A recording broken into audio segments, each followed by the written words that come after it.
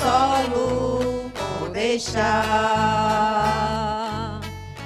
Gente do norte e do sul, no céu azul vou encontrar.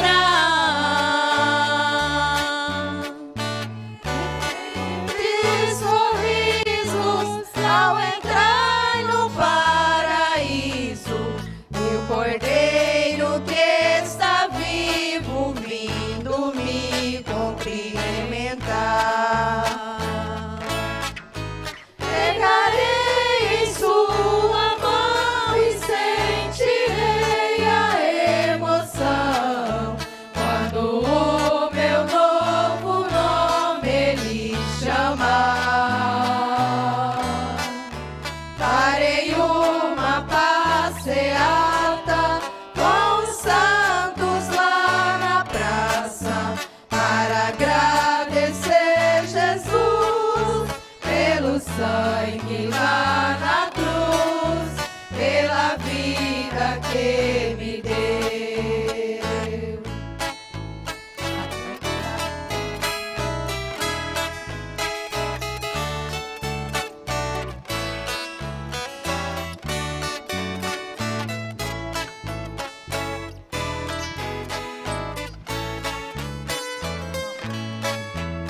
Ao entrar ali na glória e ver os filhos de Abraão,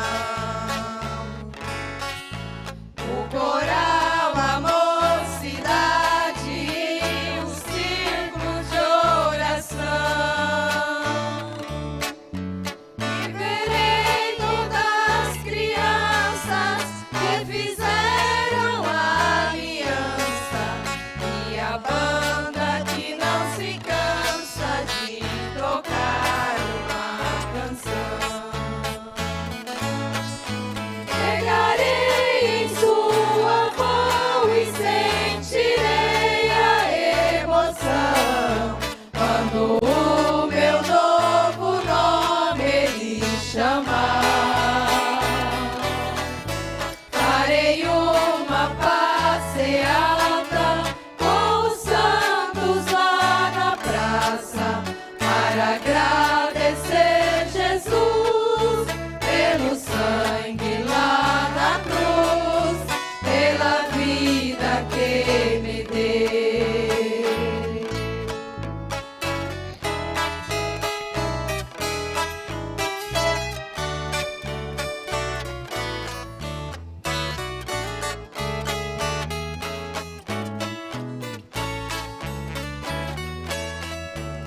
Vou entrar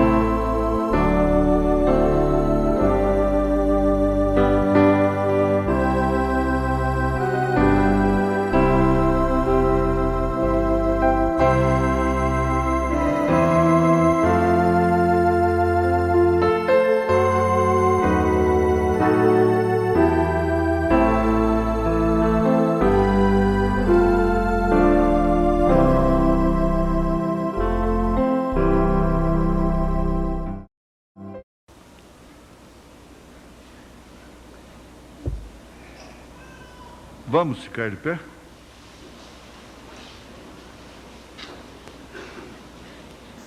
E eu gostaria de falar hoje sobre aventura e suas consequências, né? Vamos ver aqui a parábola do filho pródigo.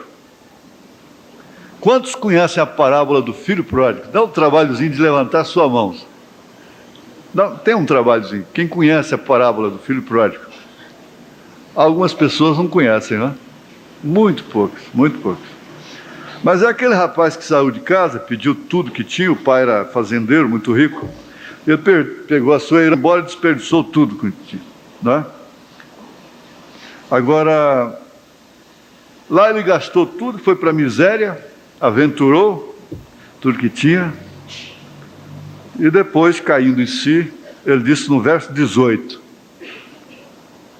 levantar-me e irei ter com meu pai e dir-lhe: Pai, pequei contra o céu e perante ti. Já não sou digno de ser chamado teu filho. Faze-me como um dos teus jornaleiros. E levantando-se foi para o seu pai, e quando ainda estava longe, viu o seu pai e se moveu de íntima compaixão e, correndo, lançou-se-lhe ao pescoço e o beijou. Deus amado, dá-nos mais da tua palavra, mais da tua bênção, mais da vivificação do teu Espírito, com perdão dos nossos pecados. Te suplicamos estas bênçãos. Que a palavra cure os doentes, liberte os oprimidos, salve os pecadores, limpa os pecados. Em nome de Jesus Cristo, ó Deus, nós te suplicamos que o Senhor aceite essa parte de louvor, essa palestra do irmão Rinaldo, o programa do rádio, mais hinos, mais louvores. Em nome de Jesus Cristo, nós te suplicamos estas bênçãos e as agradecemos. Amém, Senhor. Amém. Assentai-vos. O coral, isto é, o quarteto, toma, ó Deus, em suas mãos, toma-me, né? Toma, ó Deus, em suas mãos.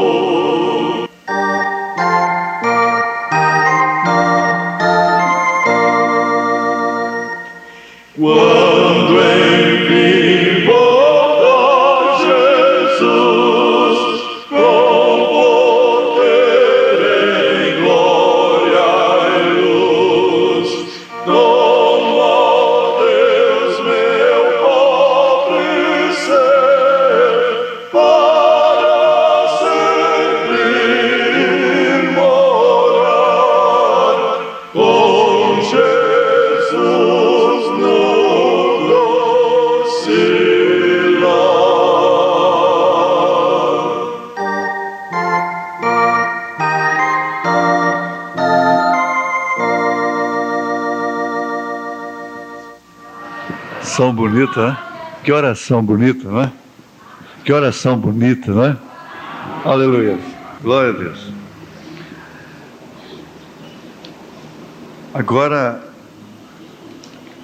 olhar somente em uma direção dói o pescoço. Eu coloquei aqui, em primeiro plano, o filho pródigo. E disse assim também, escrevi: não faça do seu casamento uma aventura. Não tome sua salvação como aventura. Aqui embaixo, mudança, coisas assim, negócios diversos, empreendimentos, não é? Às vezes são aventurados, viagens, são aventuras. E todas as aventuras têm suas consequências, sem dúvida, correm riscos. Bom é que nada fosse feito como aventura. Mas, em todos os casos, as aventuras de caracteres terrenos, materiais, trazem consequências terrenas, materiais, quando não espirituais, não é? Quando não envolvem a parte espiritual. O que muitas vezes trazem até benefícios espirituais. Um conserto espiritual. Com todo eu digo, como tenho carta que tenho recebido telefonemas de pessoas nossas, amigas, que viajam, vão embora para o exterior, que nós estamos numa fase de aventura, quando eles têm outros vindo para o Brasil, outros querem sair do Brasil, e outros aventurando o Brasil está com o mesmo problema que os outros têm lá. Tem português vindo para o Brasil, até hoje, aventurando a vida. E brasileiro indo para Portugal, falando exatamente como português, não é? Quer dizer, com todo respeito, não é? São aventuras. Eu dizer para o Monlete: vai bater com a cabeça na parede, Monlete. Não, mas eu quero ir para a mata do Pará. Vai, irmão. Vai. A sede chegou para voltar, né? Glória a Deus. Então, aventura, coisas que estão por vir, empresa. A empresa enquadra na parte material, né? Empreendimento ou experiência. Isso envolve a vida social e espiritual também. Então são aventura, quer dizer que coisas que estão por vir, empreendimento ou experiência arriscada, perigosa, incomum, cujo fim ou decorrência são incertas. Vai dar certo ou não? Via aquela circunstância é uma aventura. Eu tenho um primo, saudosa memória, faleceu. A sua viúva disse para mim, lá dentro do supermercado, eu encontrei lá, disse: não, o Zé voava até num caixote, pusesse asa num caixote, ele voava. E eu conversei com a proprietária do hotel, lá em Três Lagoas, de onde ele saiu para a morte, no voo da morte. Era então deputado federal, José de Assis. Eu disse: deputado, não vá agora, deixa passar esse mau tempo, não preciso de... E a esposa disse: não, ele não tinha medo de voar. Ele voava em quaisquer circunstâncias. Era um aventureiro, portanto, não é? Esses voadores, esses pilotos, não é? Que voam sob quaisquer circunstâncias. E ainda continua a coisa: acontecimento imprevisto, surpreendente, peripécia. Uma aventura pode ser uma peripécia na vida, pode ser um abismo. A pobre senhora correu uma desagradável aventura. Aventura ainda quer dizer acaso, sorte, fortuna, ligação amorosa, em geral passageira, inconsequente. Ela sabia dentro de si que aquele amor não tinha como ser para sempre. Ela sabia dentro de si que aquele amor não tinha como ser para sempre. Aí vem o adjetivo que é aventurado. O aventurado é aquele que se aventura ou arrisca, é aquele que é ousado. Ousado. Então há pessoas que estão sempre aventurando.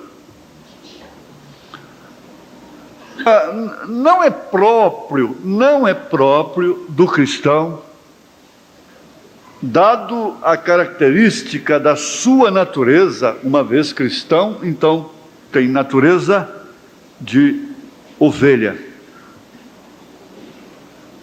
Ser aventureiro. Por quê? Porque ele sempre carece, depende de uma direção. E uma vez estando dirigido, pastoreado, guiado, o que nós ouvimos no rádio agora há pouco, que é apressante, é urgente, é necessário que tenhamos o Espírito Santo.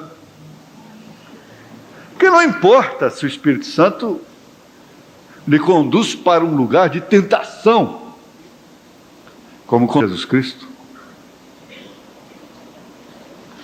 Nós aprendemos que o Espírito Santo, simbolizado na Bíblia pela pomba, que não tem fel, não tem amargura, não tem raiz de amargura, ela não tem fel, e é dócil. Ela não é uma ave iracunda, e que age através da doçura, e apenas com seus leves toques ela dirigiu o cordeiro para lugares difíceis,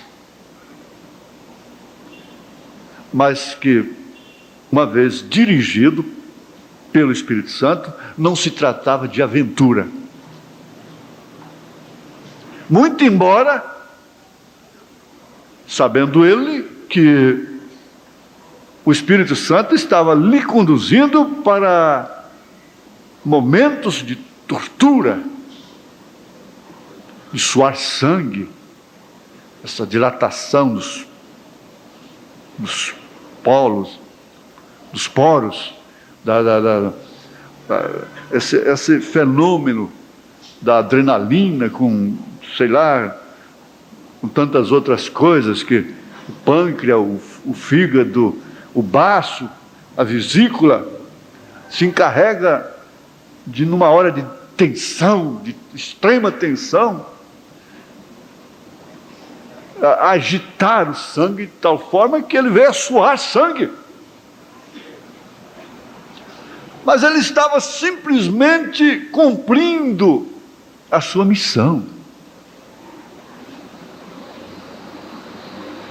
Vamos ver se ele está clamando por Eli, Eli, Eli, lama sabachthani. Vamos ver se Elias, vem socorrê-lo. Ele deixou-se levar pelo entusiasmo. Ele deixou-se levar pelo entusiasmo que o povo ignorante lhe causou.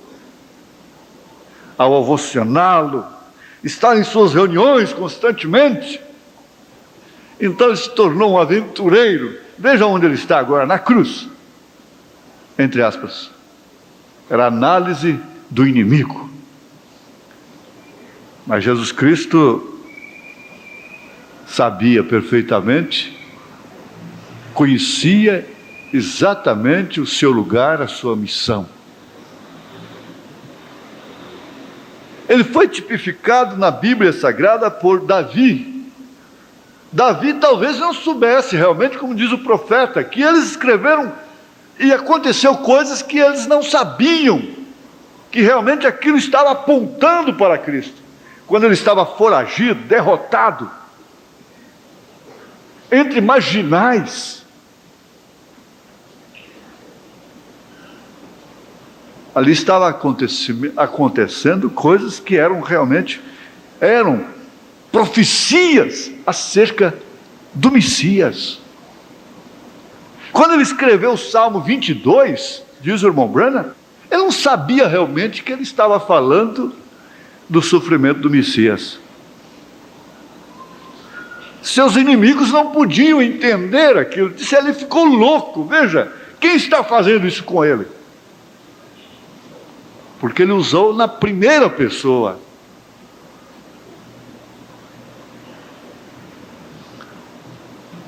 Agora, é dada ao ser humano, é uma circunstância do ser humano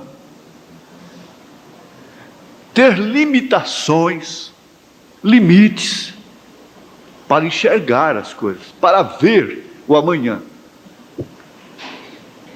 O que complica muito a vida em seus vários setores, e não se pode pregar o Evangelho sem falar em família, sem falar em casamento, não tem jeito.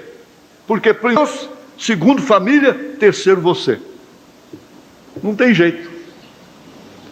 Então a coisa vem se desenrolando de tal forma que todos os passos na vida parecem ser aventura. Até mesmo plantar. Nós lembramos que não há muito tempo, aqui em Goiás, há muitos aqui que plantaram no seco, em setembro. Plantava na terra seca o milho. Porque dia 8 de setembro vinha chuva e firmava. O plantar virou uma aventura hoje. Quantos têm que ver terra para pagar financiamentos? Por quê? Aventuraram, plantaram, fizeram tudo o que deveriam fazer. Faltou a chuva, morreu tudo, não colhe nada.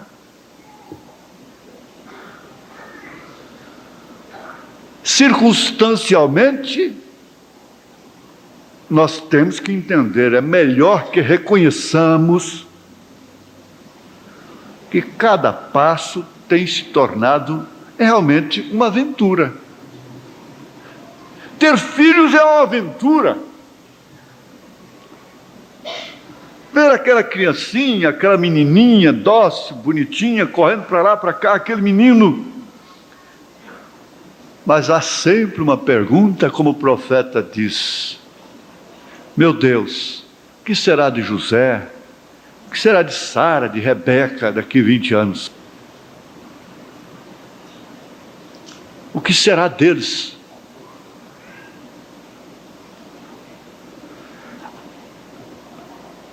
Mas se tratando, reconhecendo isso, é que nós constatamos, através da estatística natural da vida do censo, veja, quantos milhões de filhos resultados de uma aventura amorosa. Milhões e milhões. A explosão demográfica do século se deve, em grande parte, a filhos resultados de aventura.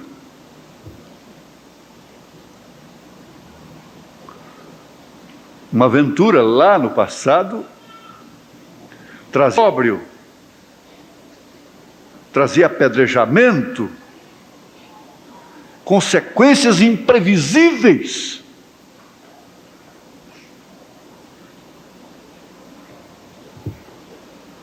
Aí vem o grande conselho: não façam o inocente sofrer por causa de sua loucura.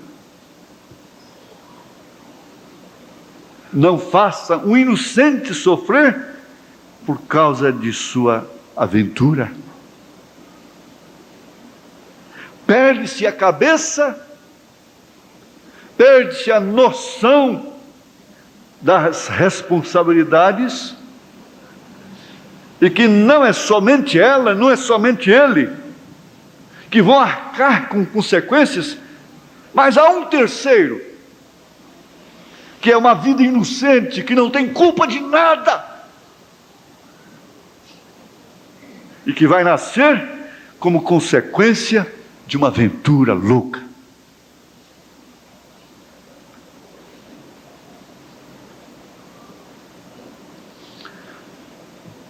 Lá no deserto,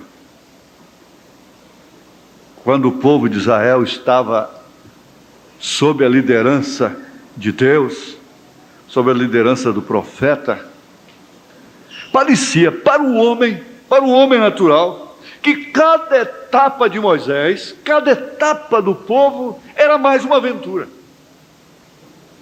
Agora, o profeta diz o seguinte a respeito de Moisés: que Moisés sabia o que fazer e como fazer. Ele, mais do que ninguém, sabia perfeitamente o que significava oscilar, murmurar, quando estivesse a terrível circunstância, sofrimento de cada passo que Israel dava. Por quê? Não significava realmente uma aventura no sentido da palavra.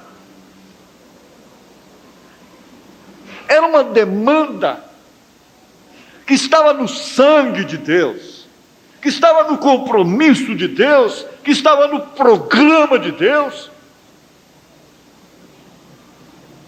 e que ainda que chegassem dois apenas, haviam de chegar, porque aquilo mexia com o caráter de Deus. Aquilo não era uma aventura de Deus, era uma programação do soberano Deus. Seus filhos, o povo da promessa, havia de entrar, voltar para a terra prometida, para Canaã. Agora eu quero chegar aqui, em meio à palestra, que não deve ser longa, e afirmar isto diante de qualquer desafio que eu possa enfrentar, que você possa enfrentar, que a igreja esteja enfrentando e que enfrentará. Que está no programa de Deus, está traçado desde antes da fundação do mundo. Desde antes da fundação do mundo, no caderno de Deus, no mapa de Deus, no computador de Deus.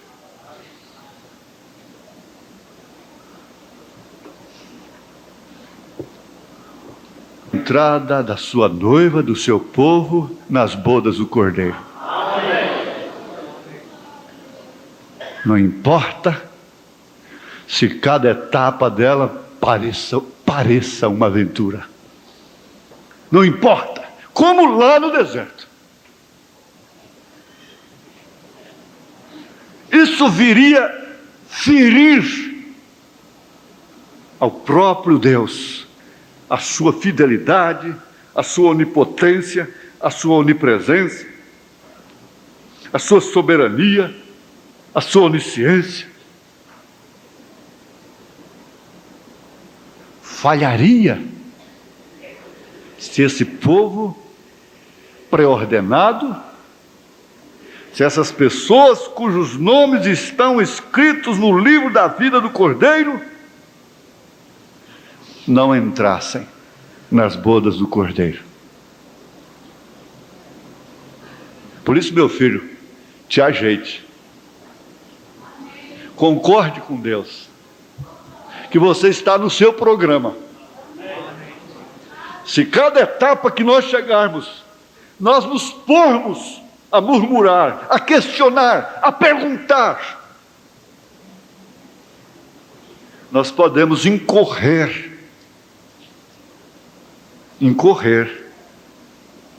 nas mesmas consequências, como Paulo adverte na primeira carta aos Coríntios, capítulo 10 mesmo.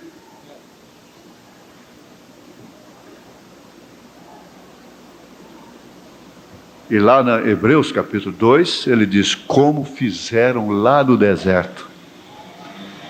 Nós temos uma Bíblia sintetizada nesse deserto.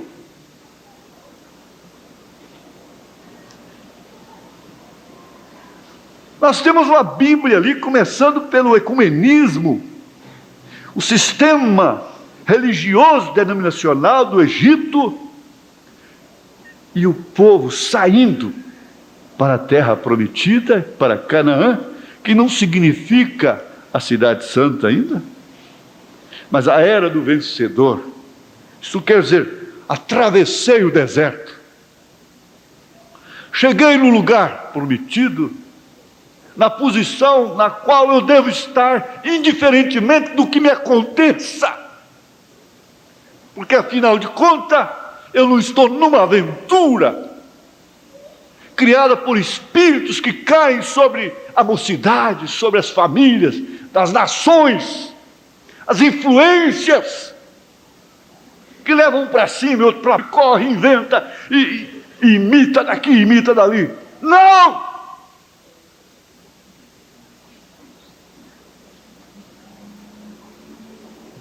Você não é um dos tais.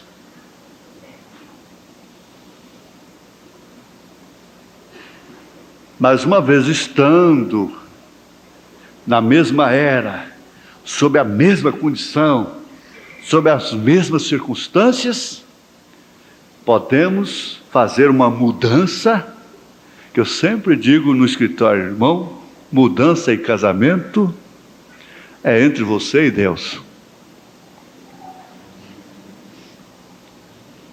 Eu não digo para não ir, eu não digo para ficar, eu não digo para fazer nem não fazer.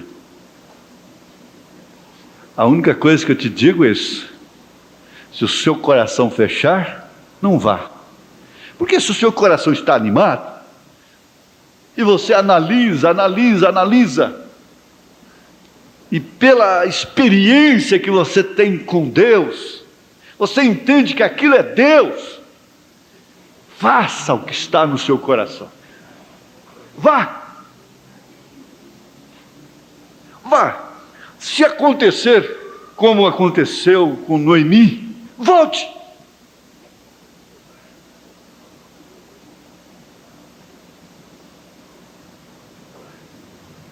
É tão simples. Isso é tão simples. Agora, já no casamento, às vezes não tem como voltar, não? Não tem como voltar. Aí agora tem que prosseguir, tem que segurar. Como pode você fazer do seu casamento uma aventura, dando a vida por um prazer, o que deve ser até respeitado? Então quem vai dizer se gosta de ser enganada é você. Me engane que eu gosto.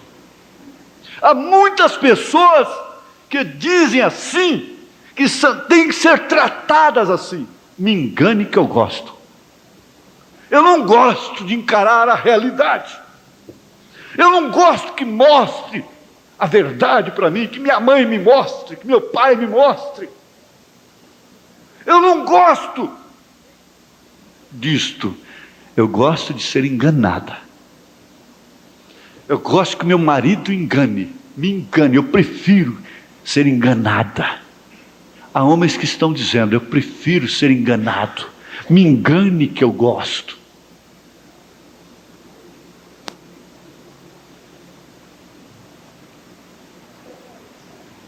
O povo está dizendo isso claramente a cada dia, gente.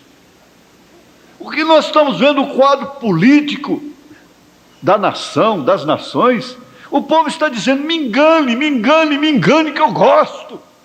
Me engane com discursos, com propostas. O povo gosta de aventura, de ter novas experiências. O povo gosta de ser enganado.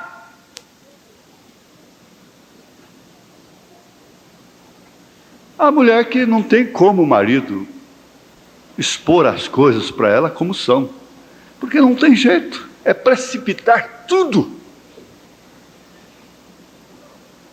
É precipitar tudo.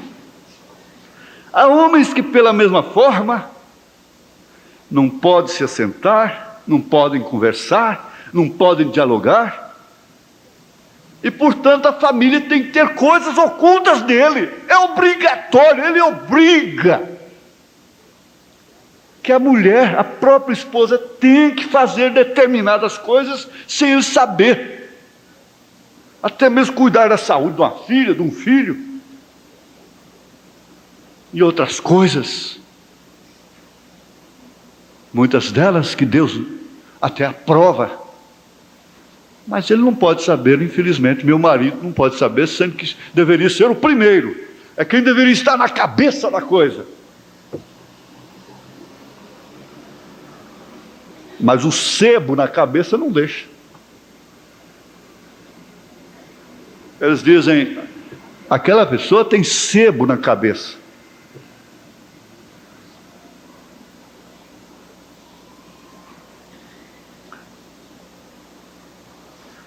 Nós temos uma experiência na Bíblia, que ela cabe em todas as mensagens, em todos os instantes da nossa vida. A experiência de Noemi, Ruth e Orfa. O profeta disse, Noemi nunca deveria ter saído de sua terra. Sair de uma época daquela como pessoa, indivíduo, significava apostasia, sair do seu lugar. Porque Israel era povo. Então deveria sair o povo, não o indivíduo. Mesmo que fosse para a escravidão, foram para a Babilônia como povo. Então o profeta disse, ficar fora do cativeiro de Babilônia era maldição.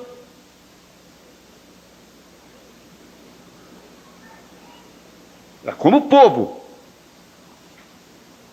Agora, Noemi saiu como indivíduo, pessoa, foi aventurar. E lá o que aconteceu? Para cumprimento da própria Escritura, para cumprir um tipo nas Escrituras, mas ela sofreu a ponto de dizer, não, vamos trocar meu nome não deve ser Noemi, deve ser Mara, que quer dizer amargura. A minha vida faz lembrar as águas amargosas do deserto, onde Israel murmurou.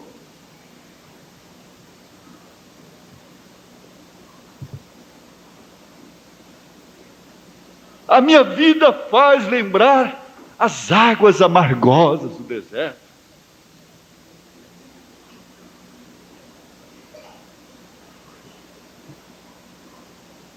Ela tinha consciência disto. Mas de lá ela trouxe como prêmio 2 noras, que por sinal combinavam muito com a sua sogra.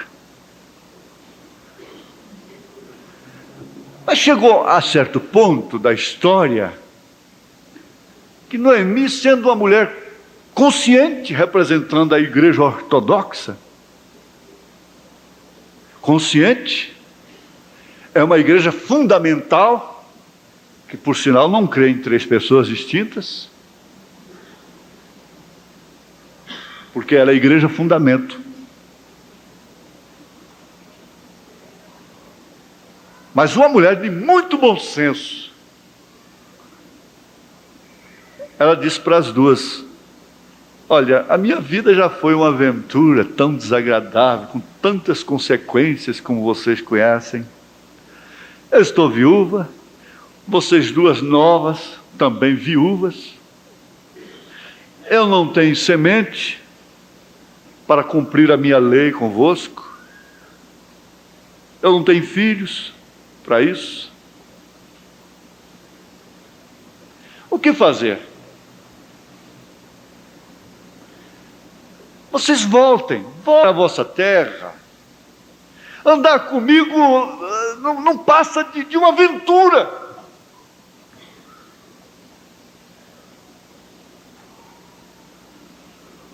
Em outras palavras, eu estava dizendo isso. Orfa entendeu o conselho. Disse: mas como é razoável minha sogra. E a amava tanto que a abraçou chorando. Quem sabe soluçava. E voltou. A Bíblia não fala mais dela. Até que veio o profeta da era. E mostrou o que ela significa. Mas a Ruth determinou dentro de si: eu estou no quadro. Isso é o que você deve saber antes de tudo. Ter convicção. Eu estou neste quadro. Eu não pedi para estar aí. Eu nasci dele. Eu estou nesse quadro. Eu sou dele. E ele é meu. Eu estou nesse quadro. O teu povo é meu povo. O teu Deus é meu Deus. Onde você dormir, eu durmo. O que você comer, eu como. Onde morrer, eu morro também. Eu morrerei ali. Não te deixarei de forma alguma. Eu prefiro estar com você amarga como é, do que ter supostas doçuras lá atrás. Eu prefiro enfrentar amarguras com você, estar com você sob quaisquer circunstâncias. Ninguém deve permanecer no ministério a menos que tenha a mesma convicção. Porque permanecer no ministério só enquanto ele flore, enquanto ele corresponde com os sentidos, é natural. Isso é natural, isso é carnal, isso é humano. Mas permanecer com Moisés, com Josué, permanecer com Noemi, permanecer com Jó, isso é algo mais do que nada, do que carnal, do que religioso. Isso é espiritual. Isso é revelação. Eu prefiro estar com você na lama, dentro desse chiqueiro aqui, onde você recebeu o Espírito Santo, do que estar lá naqueles lugares limpos, cheirosos, entre aspas, que diante de Deus diz o profeta, estão como um logradouro público, um sanitário público desaciado, que há muito tempo não foi aciado.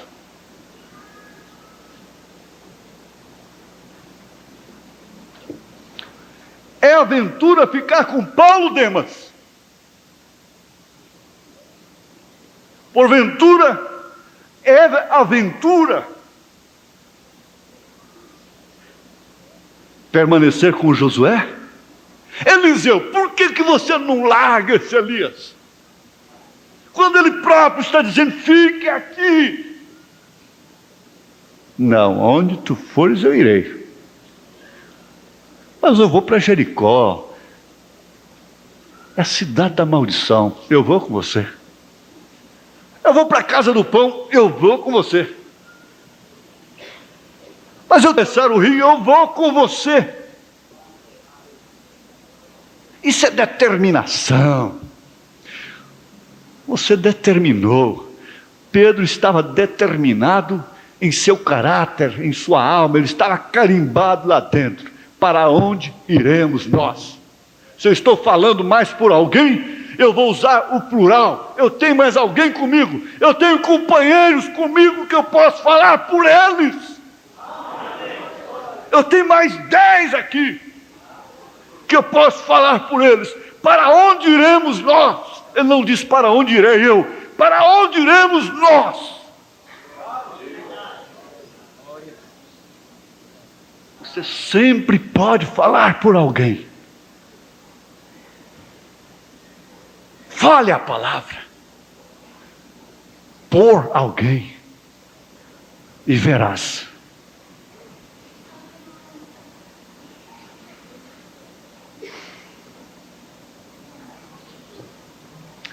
Aqui, na mensagem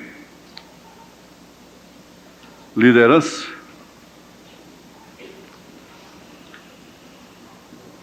parágrafo 24, o profeta diz: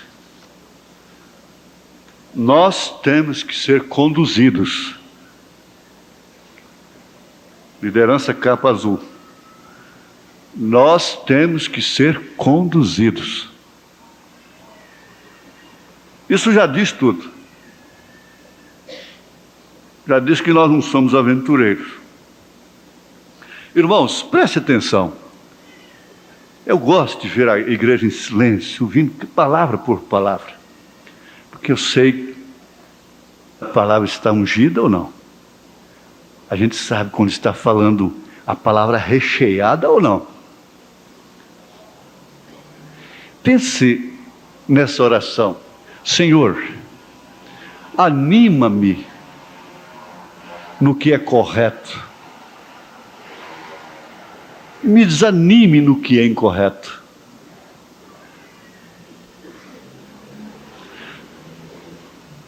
Você quer fazer essa oração agora? Você tem que dar um passo na vida? E que você está assim, querendo uma orientação? Senhor, anima-me no que é correto. E me desanima o coração. Eu tomarei esse desânimo como a voz do Senhor. Me desanime, tire essa coisa da minha mente. Em nome de Jesus Cristo. Amém. Agora ele disse, na dúvida não faça. Há uma placa de trânsito, que eu creio que ela seja até universal, não é somente nacional. Na dúvida não ultrapasse. Você sabe que se todos os motoristas dirigissem de acordo com as leis do trânsito, obedecessem às placas direitinho, como o irmão Branham dirigia, não haveria um acidente sequer. Todas as viagens seriam concluídas, exceto acidentes alheios à sua vontade, à sua obediência, com ele próprio. Mas por quê? Alguém transgrediu a lei ou as leis, começando por beber e dirigir embriagado.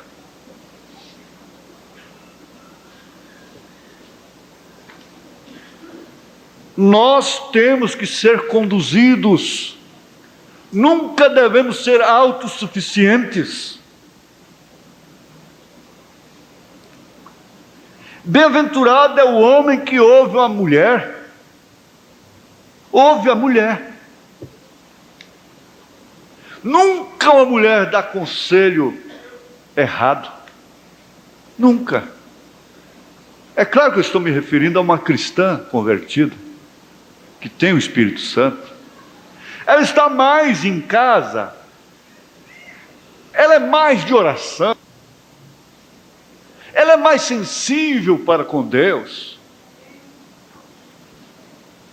Há muitos maridos que, bem-sucedidamente, eles não são maricas,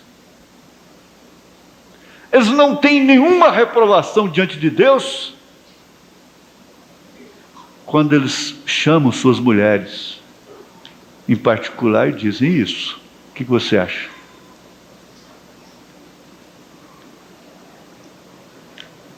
O que você acha? Você está comigo nisso? Muitas delas dizem, olha, isso assim, de todas as formas eu estou contigo em quaisquer circunstâncias. Aí eu vou, eu fico, de qualquer maneira eu sou sua, você é meu e pronto. Agora, isso assim. O profeta diz que atrás da queda de cada grande homem tinha uma mulher, e atrás do sucesso de cada grande homem havia uma mulher.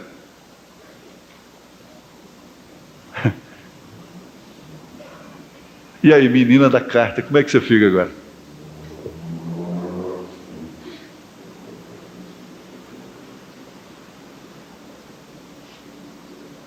Atrás da queda de Hitler, de Mussolini, de Napoleão, de Sansão e de tantos quantos outros, havia uma mulher. Começando lá no Éden, havia uma mulher. Mas atrás do levantamento, a vitória, havia uma mulher. Fosse a esposa, a mãe de um Abraão Lincoln, havia sempre uma mulher.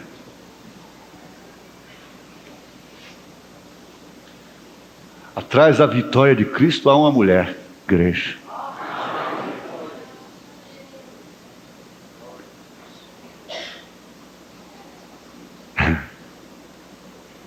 É bom assim, não é?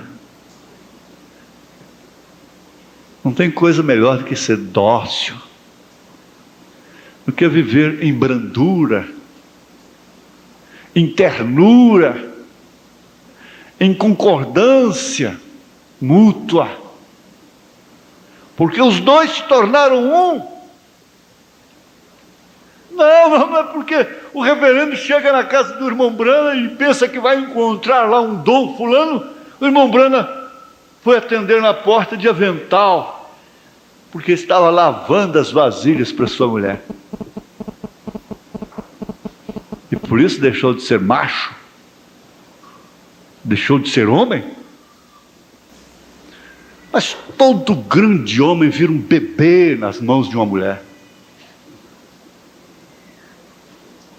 E quanto mais, olha, se o termo é pervertido, perdoem, mas o verdadeiro homem, ele é feminista. Ele não é afeminado, ele é feminista. Jesus Cristo é feminista. Não no sentido pejorativo, desgraçado que há aí nesse mundo. João representa a noiva, a eleita. Ele reclinava no seio de Jesus. Representa a intimidade, cantares de Salomão.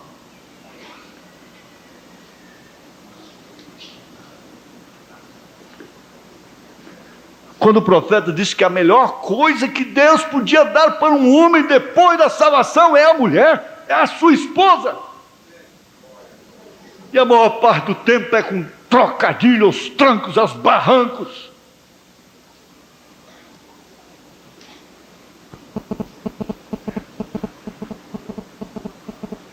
Mas no final das contas, nós temos que ser conduzidos. Sabe, Deus nos comparou com ovelhas. E você sabia que uma ovelha não pode conduzir a si própria? Não. Portanto, ela não é uma aventureira. Ela se desviará e se perderá. Se ela perder a direção, ela tem que aventurar. Ela simplesmente não pode conduzir a si própria. E nós somos ovelhas. E ela tem que ter alguém para conduzi-la. O pastor tem dever de conduzir a ovelha. Agora, isso foi lá nos dias do Senhor Jesus. Ele foi o bom pastor que conduziu as ovelhas. E Ele é o mesmo ontem, hoje, eternamente. Ele está conduzindo as suas ovelhas hoje. Ele tem conduzido vocês para este ministério, para esta obra.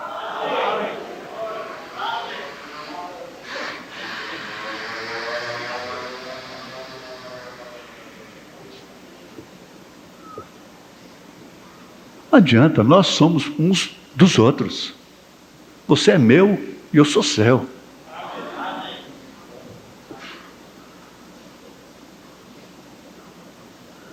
Mas hoje, você está vendo? Estamos vivendo em outro dia. Tudo está mudado e pervertido. Para se dar um passo na vida, vende a sua primogenitura.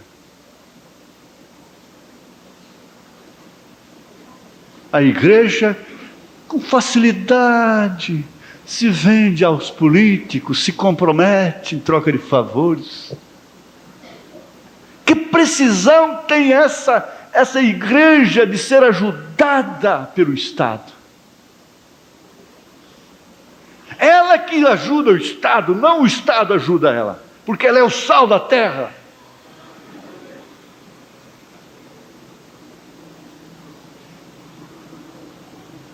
Mas o que acontece?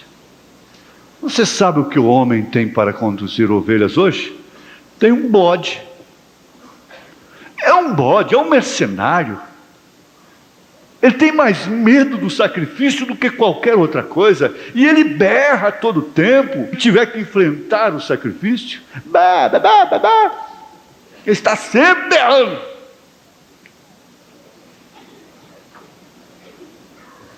Há um irmão que remeda o bode e diz: você quer beber, bebe. Se não quer beber, me dá um copo.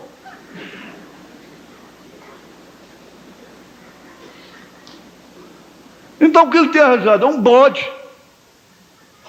É um bode. E você sabe para onde o bode as conduz? Direto ao matadouro. Isso é o tipo lá no Velho Testamento. Mas o que acontece? As ovelhinhas não sabem para onde estão indo, de modo que o bode vai para um aprisco, para o matadouro, e a enche, joga um porção de credo em cima dela, e as ovelhas não sabem o que fazer a não ser seguir um líder. A ovelha precisa sempre de um líder. Assim ele as conduz direto a este matadouro. Então o bode o que faz? Quando vê que chegou lá, ele pula fora da trilha. E a ovelha entra e é morta. Está vendo? O bode é um líder errado. Ele não entra com elas. O profeta disse: eu não tenho coragem. Eu não estou suposto a pedir a ninguém fazer uma coisa que eu mesmo não esteja suposto a fazer aquilo, disposto a fazer aquilo. E nós chegamos ao enfado terrível, a grande desventura de exigirmos dos outros aquilo que nós mesmos nem tocamos com o dedo naquilo. Aquele fardo. o que faz de nós o que fariseus. Hipócritas. O povo é que tem que jejuar, o povo é que tem que viver honestamente, o povo é que tem que dar os dízimos, o povo é que tem que cuidar da família, o povo é que tem que fazer isto, o povo é que tem que fazer aquilo, o povo é que tem que cuidar, o povo é que tem que cuidar, o povo é que é responsável, o povo que é responsável.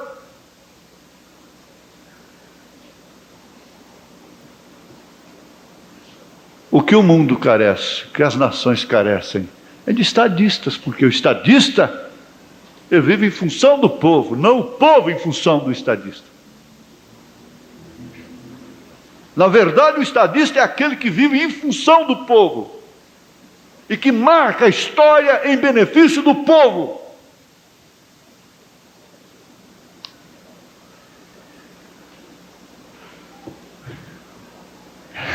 Olhe só para Jesus, olhe só para Jesus. Mas Jesus, o bom pastor, que conduz as ovelhas, ele as conduziu à vida e segurou nas mãos delas. Está vendo? Mas alguém tem que conduzir as ovelhas. Você não é o fruto de uma aventura. Você é um fruto de um nascimento programado por Deus. Você estava nos pensamentos, nos lombos de Deus desde antes da fundação do mundo. Primeiro é o benefício da mãe, então a palavra do pai.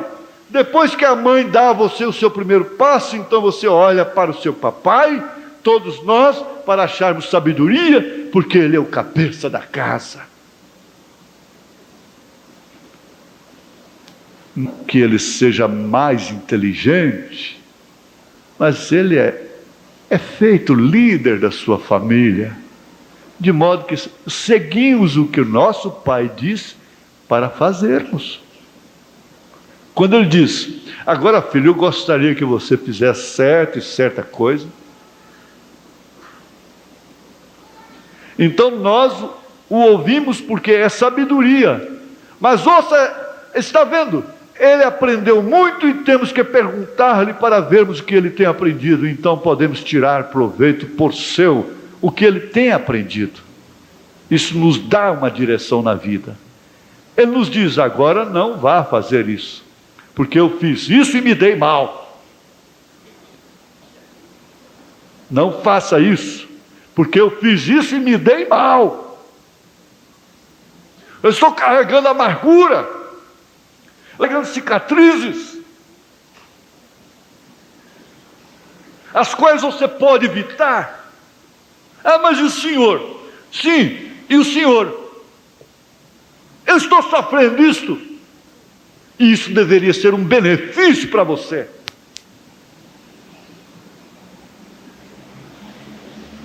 Ruth, depois que você for redimida, que você entrar para o povo, que Boaz te redimir, não faça o que eu fiz. Nunca! Não saia! Aconteça o que acontecer, não saia!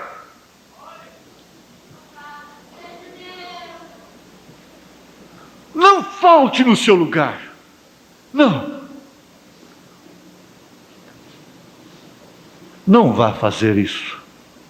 Porque eu fiz isso e só trouxe amargura, cicatrizes.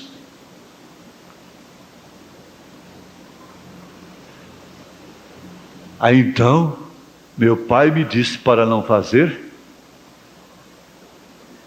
e eu fiz. E isso fez com que isto acontecesse para mim, algo ruim.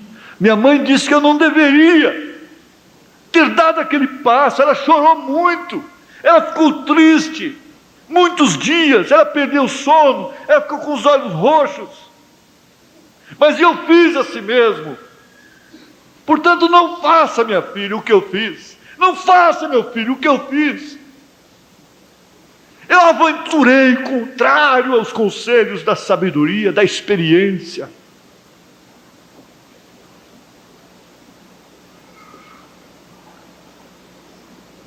O pai e a mãe têm muitas coisas para dizer. Filha, não faça. Eu fiz isto, mas não faça.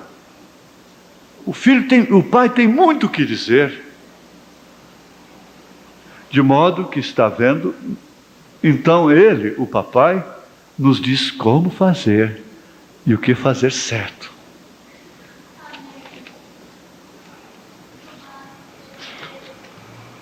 Eu vou parar. Vou parar com isso aqui, ó. No estranho parágrafo 142. Mensagem estranho. O profeta diz, terminando a mensagem já, ele disse: ore por mim. Quando você não tiver ninguém mais por quem orar, apenas lembre-se de mim. Eu preciso de sua oração. Então, pelo seu poder e no seu amor, até nos encontrar. Obrigado por virem de distante. Deus o proteja quando você for para casa. Deus o proteja quando você for para casa. Isto o que quer dizer? Até mesmo vir para a igreja está sendo uma aventura. Pode vir com as duas pernas e de repente ficar sem uma perna dentro de um segundo.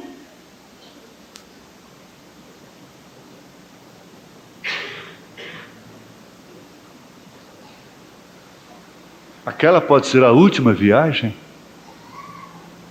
É um derrame, é um infarto cardíaco, é um acidente.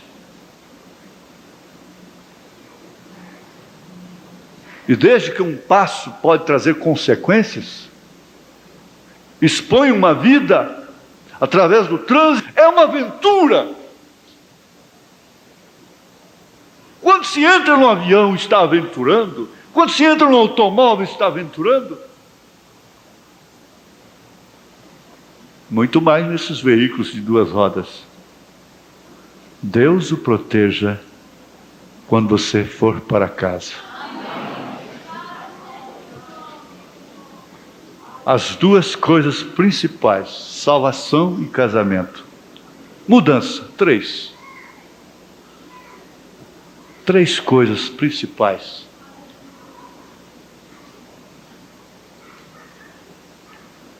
Muito especial a salvação. A sua posição no corpo de Cristo não pode ser uma aventura. Só isto. A sua saúde não pode ser. Você tem que medir. Você tem que pensar que a saúde se conserva, deve ser regada com alimentação mais inteligente, mais racional, até mesmo mais cristã, mais sábia.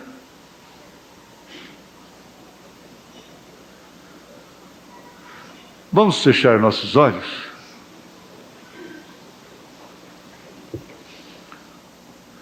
Senhor Deus, se o Senhor proteger a cada um, quando voltar para casa,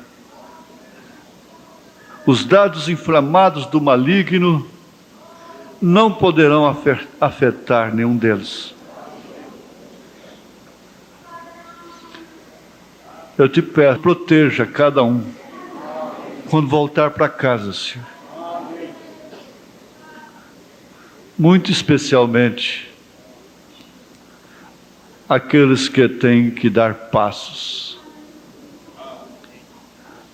Eles precisam nutrir, sustentar a família. Eles estão necessitados. E o diabo gosta de aproveitar essas oportunidades. Tem misericórdia, Jesus. Liberta o que está preso. Solta, Senhor, por amor do teu nome. O Senhor sempre amou abrir as celas, as cadeias. Solta, Jesus, amor do teu nome.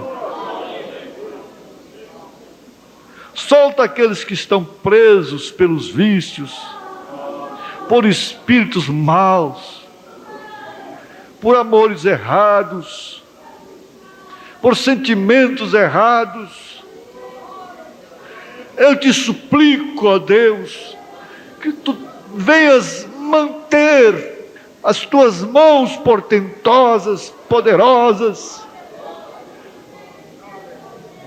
sobre a igreja, ó Pai.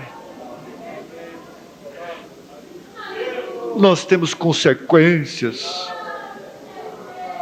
das nossas aventuras, dos nossos passos precipitados, e mesmo daqueles que são circunstanciais.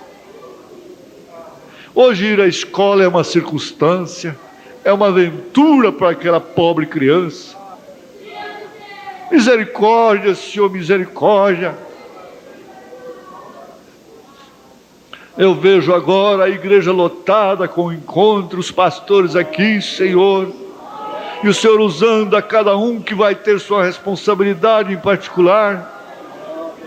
Aleluia, glória a Deus, aleluia. E posso perceber o Senhor fazendo uma obra, mesmo que em secreto, mesmo sem emoção, mas uma grande obra. Graças a Deus, aleluia. Nós encomendamos este rebanho a Ti, Senhor. Nós nos encomendamos a Ti, Senhor. Nós encomendamos as nossas almas ao Senhor. O Senhor nos perdoe, ó Pai. Ajude-nos a cumprir as nossas estações de águas amargosas, o tanto que seja o Senhor que nos levou para aquela condição.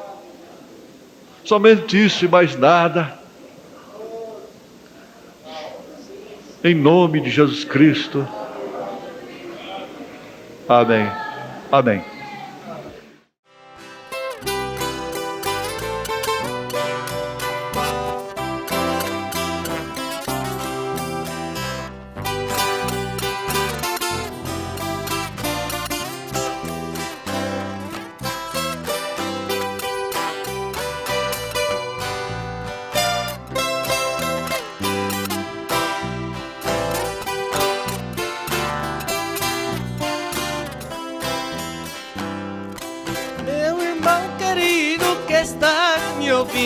Preste atenção no que eu vou lhe dizer.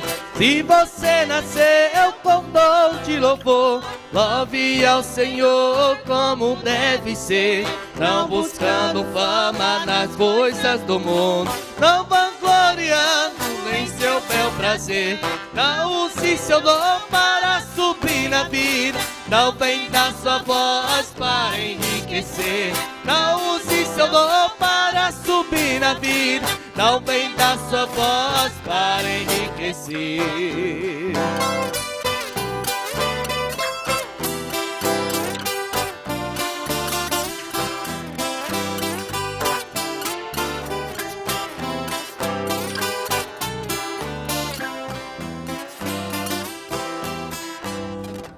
Não estou cantando pra exibir a voz, não estou cantando pra ganhar dinheiro. Eu estou cantando é pra louvar a Deus, porque nele achei amor verdadeiro. Eu aqui na terra não procuro fama, pois sei que daqui nada vou levar. Eu estou cantando é por ter certeza que um dia no céu também vou cantar.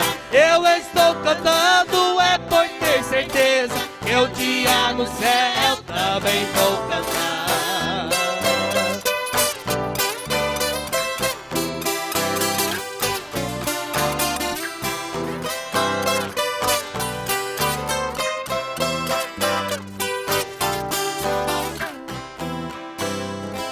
Eu não quero ser um trovador de fama, e também na terra não quero troféu. Eu só peço graça pra louvar a Deus.